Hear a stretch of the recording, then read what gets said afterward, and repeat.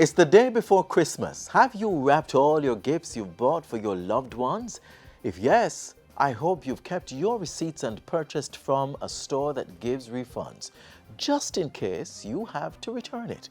And just in case you have other purchase-related issues during this period, be sure to contact the Consumer Affairs Commission for assistance. Your favorite magazine program continues with a word of advice, followed by the news. I'm Adrian Atkinson. Stay tuned.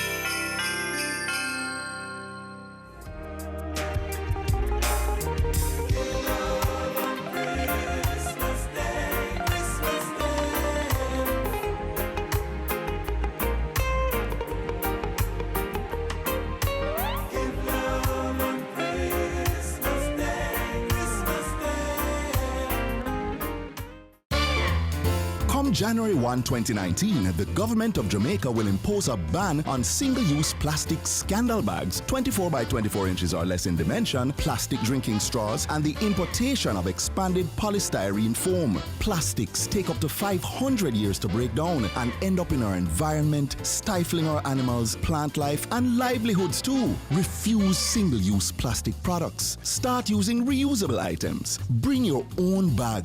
The ban on plastics is effective as of January 1, 2019. Preserve our land. Support the plastic ban. Exemptions apply. Contact the National Environment and Planning Agency for more information.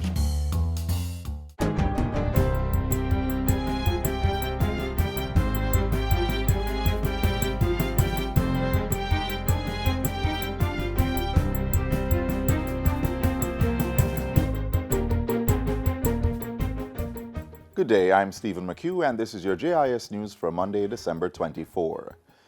The governments of Jamaica and Japan have agreed in principle on a tax convention between the two countries. Among other things, the convention will clarify the scope of taxation in the two countries, eliminate international double taxation, and prevent tax evasion and avoidance. It is also expected to promote further mutual investments and economic exchanges between Jamaica and Japan. The convention will be signed after the final text has been fixed and the necessary internal procedures have been completed by each of the two governments. It will then enter into force after the completion of the domestic process in both countries. The Bank of Jamaica BOJ says it's seeing increased demand for the local currency in December, reflecting increased holiday spending. The central bank says it issued $4.2 billion in currency between December 1 and 14, representing a 3.8% growth for the month to date compared to a net issue of $1.4 billion over the same period in 2017. The BOJ is projecting that total demand for local currency is expected to increase by $18.1 billion, or 16.5%, leading to an estimated $128.1 billion in circulation for this December. According to the bank, this anticipated increase represents an accelerated annual growth rate of 15.5% when compared to 12.9% for December 2017. This projected acceleration in real currency demand is consistent with the higher growth rate that has been evident between August and November 2018, which is possibly associated with a strengthening in real GDP growth and employment over the second half of the year. The Southeast Regional Health Authority, SERA, says work to replace one of two elevators at the Victoria Jubilee Hospital should be completed by the first week in January. The installation is being done under a project that's financed by the National Health Fund, NHF. In the meantime, SERA says a technical team is working hard to repair the maternity hospital's second elevator. It will also be replaced once installation of the first elevator is complete. Contingency plans are being implemented to reduce, as best as possible, any inconvenience that may be caused while the elevators are out of commission. Victoria Jubilee is one of 4 facilities within the Southeast Regional Health Authority that has benefited from the elevator replacement project. One was replaced at the Princess Margaret, another one at the Spanish Town Hospital, and most recently 2 at the National Chest Hospital. You can't have a situation where you have a hospital and patients or doctors or nurses can move from one floor to the next efficiently. 76 million in 5 hospitals, and this is the start of others to come. because of the importance of ensuring that we have the infrastructure to carry out our efforts. The Jamaica Constabulary Force, JCF, has deployed additional personnel to reinforce security in major commercial areas during the festive season. Communications Officer in JCF's Corporate Communications Unit, Sergeant Sean J. Mitchell, says the force is reducing its administrative placement and putting more persons into operational deployment. But while the police step up their visibility, Sergeant Mitchell is encouraging Jamaicans to reduce the number of jewelry they wear and amount of cash they travel with to improve their own safety. He encourages the use of credit or debit cards and says persons should avoid big handbags or bulky wallets and purses. The JCF's communications officer, however, stresses that individuals should monitor their bank cards while conducting transactions so that persons do not clone or duplicate the cards. And when withdrawing money, persons are encouraged to use automated teller machines that are heavily trafficked and examine the machines to ensure that duplicate keypads are not placed on the legitimate ones. Justices of the peace, JPs, who serve as lay magistrates or mediators, may soon be able to receive a monetary compensation for these services. Justice Minister Delroy Chuck made the disclosure at a recent commissioning ceremony for Justices of the Peace in St. Andrew. Now, there are other areas as Justice of the Peace in which you may be able to develop, such as being mediators, and in short order, many of you, after serving, may well become lay magistrates, and the ministry is looking at opportunities for Justice of the Peace when they serve as lay magistrates, maybe to get a stipend, when they serve as mediators, to also get a stipend. Minister Chuck also made a plea to Justices of the Peace to offer their services with fairness and objectivity. And finally, the Access to Information ATI unit will be undertaking some critical initiatives aimed at improving service delivery, as well as compliance and reporting mechanisms for government ministries, departments, and agencies. Director at the unit, Damian Cox, says the unit will be introducing institutional report cards. These will measure how public authorities are performing in terms of providing access to information and the overall fulfillment of access to information rights. He says the initiative will commence with a pilot in 10 public authorities. It is aimed at addressing some of the gaps that have been identified through the complaints and appeals processes. We're pushing for a baseline assessment of access to information, knowledge of rights for next year, in 2019, where we're going to be both ramping up our public education campaign and then measuring actually how many persons know about their rights, what it's all about, how they can use access to information to empower themselves. This ATI unit is mandated to monitor the implementation and application of the Access to Information Act across all government entities. Its ultimate role is to promote transparency, accountability, and public participation in the national decision-making process. And that's it for JIS News Today. I'm Stephen McHugh. Thanks for watching.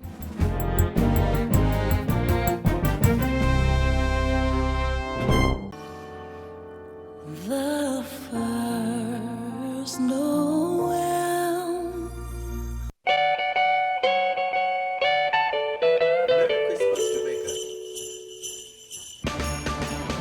May the peace of God be with you during this season, and best wishes for a Happy New Year from all of us at JIS.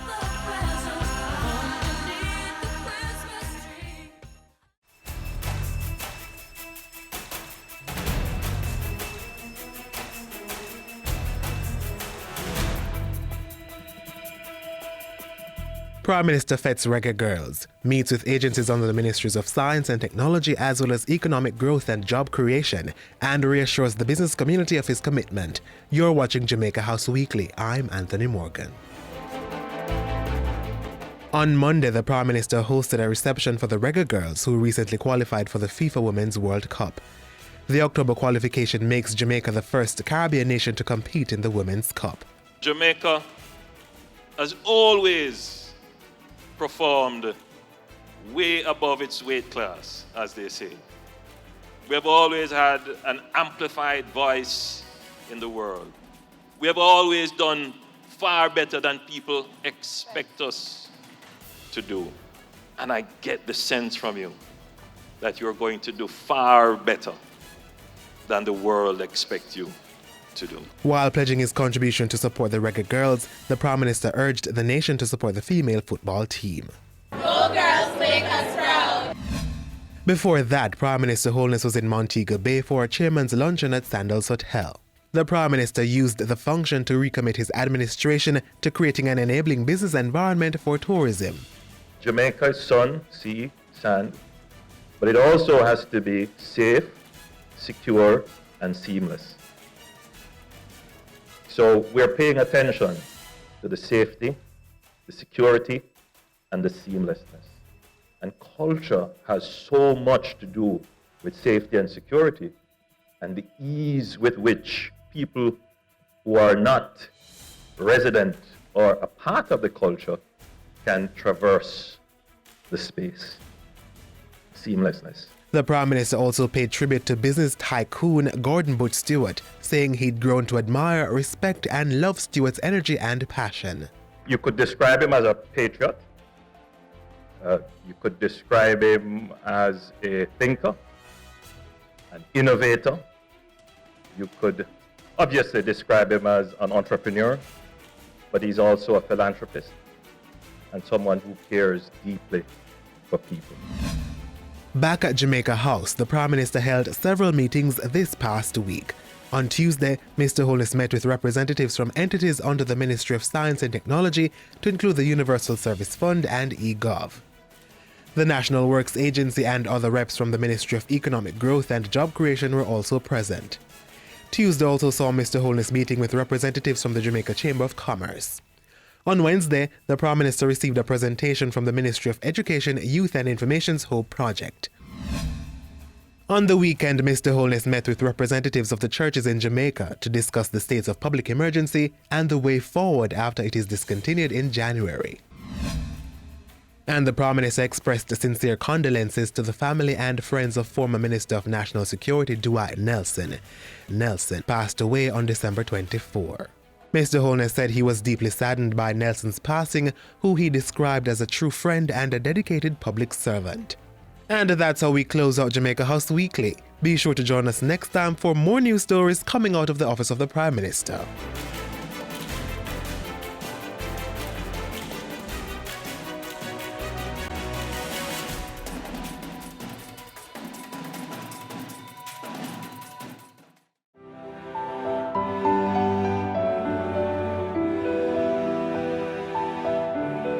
Excess salt in your diet increases blood pressure and contributes to kidney damage, gastric cancer, obesity, osteoporosis, and the worsening of asthma. Aim to have no more than 3 to 6 grams of salt, or half of 1 teaspoon per day. And children under 11 years of age should consume less than this. Get healthy. Reduce the salt. A public service message from the Jamaica Information Service and the Ministry of Health. We want everyone to have a healthy, nutritious Christmas Day meal, even if your pocket is not as heavy as you want it to be. Here's a suggestion. Food is the glue that binds many a family gathering, especially at Christmas. This time of year calls for more spending, from gifts to outings and so on. But we still have to consider the food, not true? That's why we're here at the Heart Trust NTA's Cardiff Hotel and Spa, where Executive Chef Faye Dawkins and her team will run us through a Christmas meal that's not only healthy and nutritious, but also friendly on our pockets.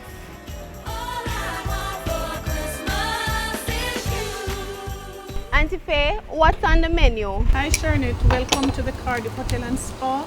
On today's menu, we are going to be preparing a delicious breakfast that is budget friendly. Chef Ashani Cochrane and his assistant Kadeen Wynn will be showing you how to prepare a tasty Christmas breakfast. On the menu, we have watermelon wedges, cornmeal porridge, steamed kalaloo and codfish, fried dumpling, pressed green plantain, and the good old country chocolate. That sounds good, but will the breakfast break the bank? No, it will not. Kalaloo, as you know, is available all year round. You get about a pound 4 ounces per bundle, and that can stretch a lot. Saltfish is a staple, and you get a lot of mileage out of saltfish. What of the melon? The watermelon is cheap. It's available all year round. Now run us through the breakfast. At this moment, Chef Cochrane is stirring up the saltfish that is going to go into the steamed callaloo. So he has sauteed onion, garlic, tomato with the saltfish, about 4 ounces of saltfish, and he will add that to the steamed callaloo. From there, he is going to make the cornmeal porridge, and then he will do the fried dumplings, the fresh green plantain, and the country chocolate.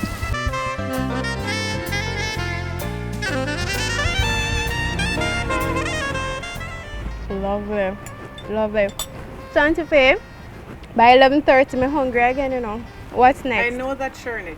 We know that on Christmas Day, usually no lunch is cooked because we're so busy in the kitchen fixing Christmas dinner. Right. So we have a little pickings that you can all feast on while we are preparing the meal. We have socks up made from fruit juice, and we have cheese, crackers, and sugar cane to munch on. What's on the dinner menu, Auntie Faye? Well, today we'll be cooking for a family of 4.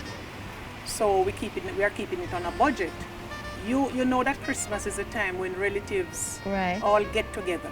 So you can even make it bigger and still keep it on a budget by planning a menu, asking the family members to each bring a dish, and that would complement the entire Christmas menu. Today, Chef Conniff will show you how to sear a chicken breast. She's going to buy the chicken breast from the grocery shop or the supermarket, and she's buying mixed parts. Then she's going to debone it. So it works out much cheaper than if you should have gone to buy deboned chicken breast. Today, we'll be cooking chicken foot soup with ram goat noodle, seared chicken breast, hot roasted pork, steamed fish with okra, gungo peas and rice, ground mashed provision, steamed garden vegetables, and we're using pak choy and carrot, sorrel drink, and Christmas pudding.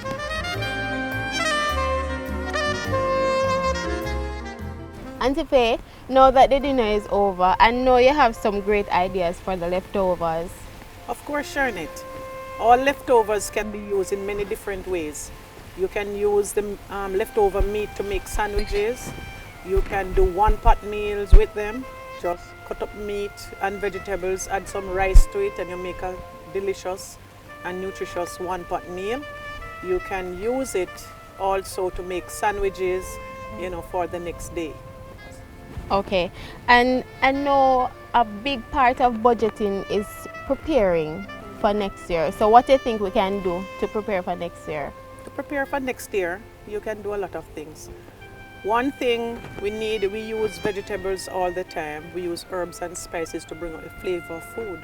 So you could probably start your own little container gardening where you, nearer to Christmas, you can plant your callaloo, pak choy, vegetables in flower pots. And for all you budding chefs, be sure to catch all the recipes from today's meal in this book.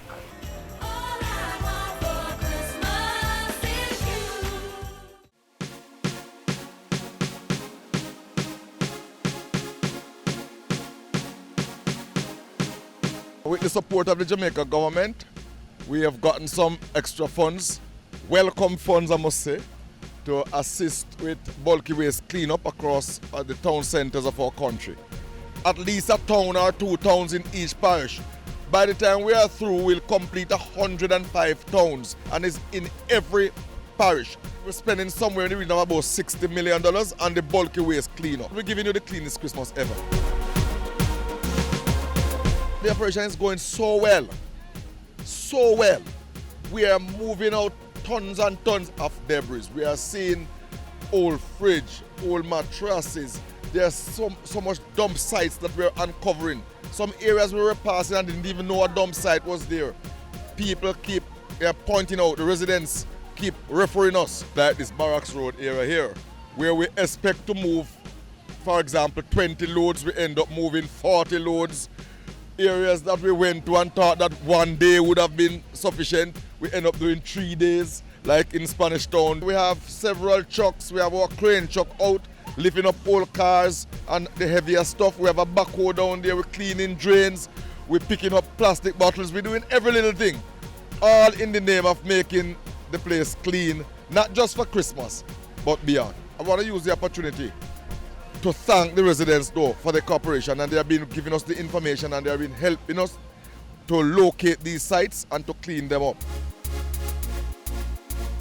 I'm so glad for this because the school is right there and the garbage were all thrown here. I'm quite grateful to see what's going on. The community look away and now it look better. Like the fact say I'm gonna do some work and make the place look nice and lighter too. Well done, because it need the clean. We need it because it's good for the environment. Less mosquito, less rats, and yeah man, me like what the council are doing and the MPs. Yeah, that's a very good start.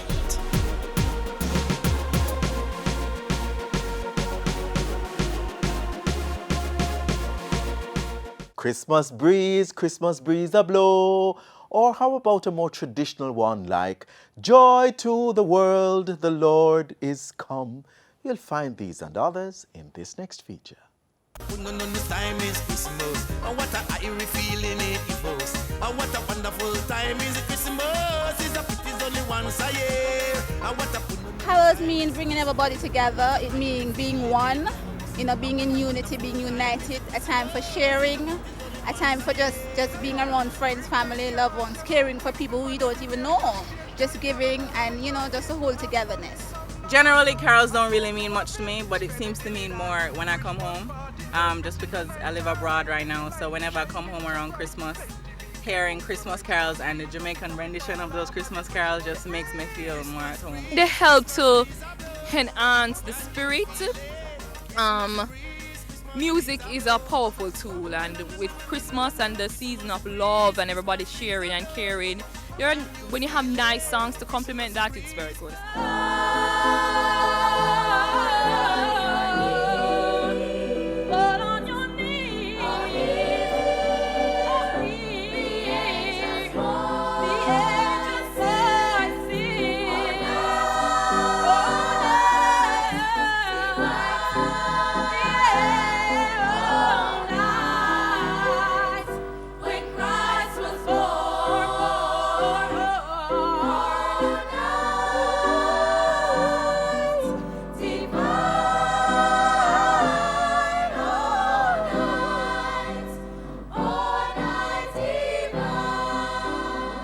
Joy to the World has a lot of meaning to me because it's a song of joy, it's a song of togetherness, it's a song of happiness, and it's a song of love.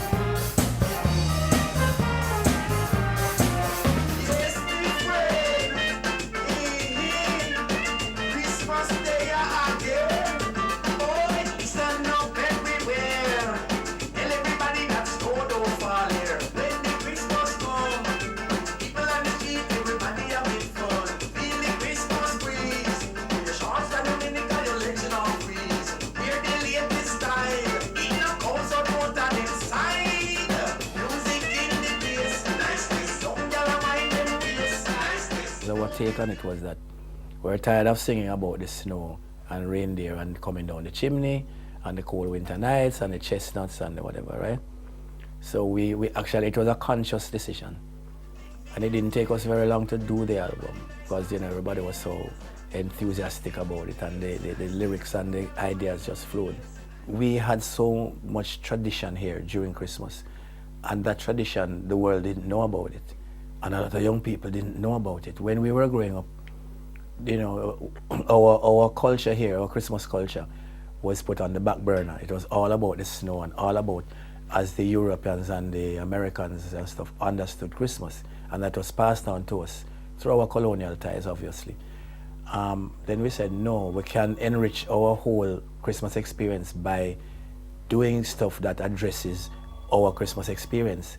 Everybody knows a turkey and some mistletoe help to make the season bright,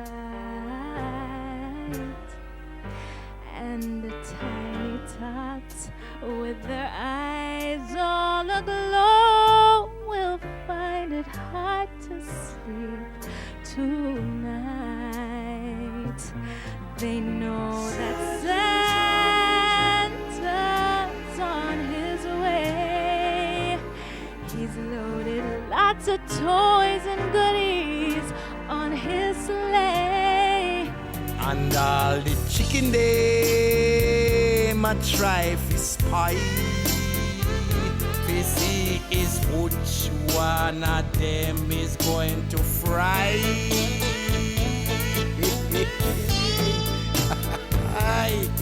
And so we want to big up everyone,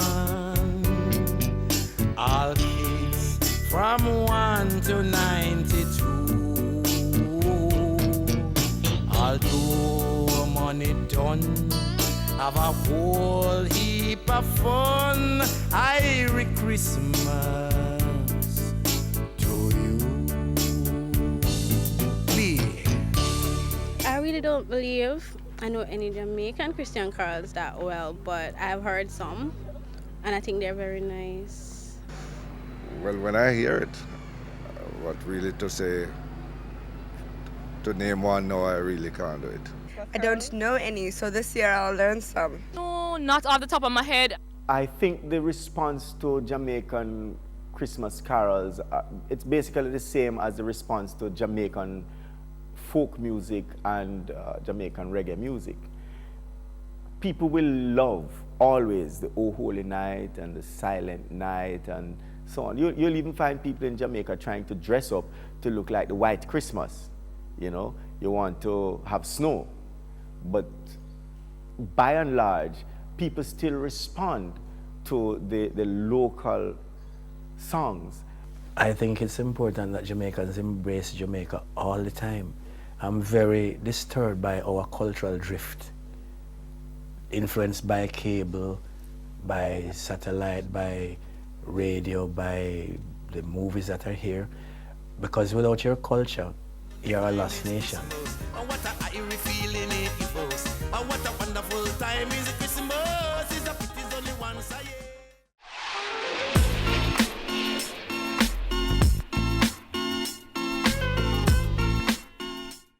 That's all we have for you on the eve of Christmas. Be sure to join us tomorrow around about the same time on this station for messages from all political leaders. Keep in touch with us, won't you? Visit our website, join us on social media, download our mobile app and subscribe to our YouTube channel. On behalf of the entire team here at the JIS, I'm Adrian Atkinson. Happy holidays.